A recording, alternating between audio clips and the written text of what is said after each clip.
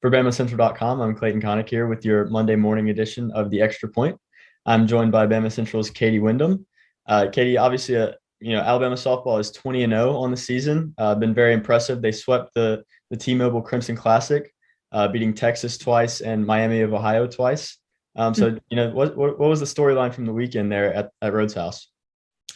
I think to me, just fresh off this most recent game, the biggest storyline is kind of how the offense responded. They kind of struggled in the first three games, even though they won all three.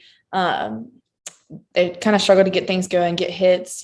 Saturday night against Miami of Ohio, they only won 4-2, only had 3 hits in the game.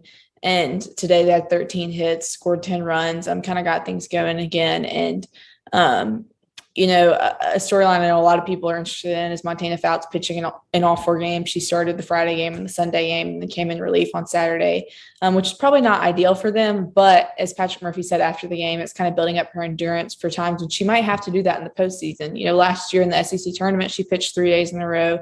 That's not super unusual for her. Softball is a lot different than baseball. Pitchers can pitch a lot more often. And so that's a storyline to watch. But as also Murphy said after the game, Lexi Kilfoyle, he thinks can be available this weekend in Baton Rouge when they open SEC play. So that should help kind of relieve Montana a little bit.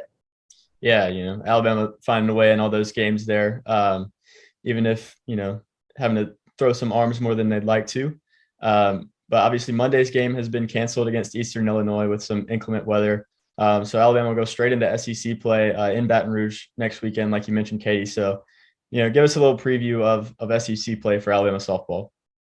Yeah, the SEC is a tough conference from top to bottom. I think LSU's had kind of a couple puzzling losses to open the season, but it's never easy to go down and play in Baton Rouge, no matter what the sport is for Alabama, even though Alabama tends to have a decent amount of success there. As you pointed out, Alabama's 20-0, and with Florida State losing on Sunday, I believe that leaves just Alabama and Oklahoma as the last 2 undefeated teams in college softball.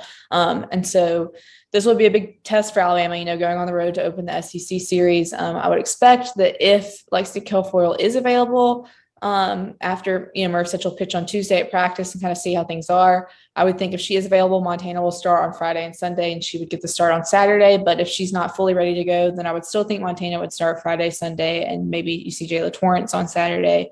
And so I think it'll be a good chance this is a team that has a lot of new faces with transfers and freshmen that'll be playing in their first SEC series. So it'll be big to see how they kind of respond to that. Yeah, a lot to look forward to, and some interesting storylines with the development of young players, like you mentioned.